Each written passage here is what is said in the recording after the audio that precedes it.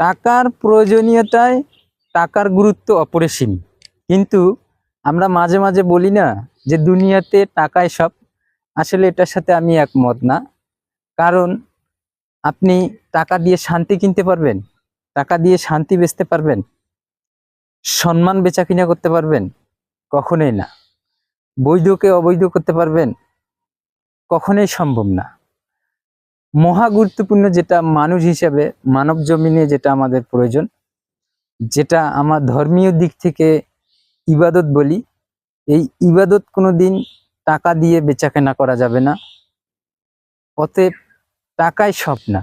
টাকা হয়তো প্রয়োজনে, যখন প্রয়োজন হয় টাকার গুরুত্বটা প্রয়োজনীয় হয়, তখন টাকাকে হয়তো মনে হয় যে টাকাই সবকিছু, কিন্তু আসলে টাকাই সবকিছু না। আপনার চাহিদা অনুযায়ী, আপনার সাধ্য অনুযায়ী যেটা আপনার আসবে, এটাকে আপনি শুকরিয়া হিসেবে নেন। আপনি যখন চাহিদার তুলনায় আপনি আপনার কর্মকে অতিরিক্ত চাহিদা তৈরি করে ফেলবেন, তখন আপনাকে হয়তো টাকাই সবকিছুই মনে হবে। ধন্যবাদ সকল।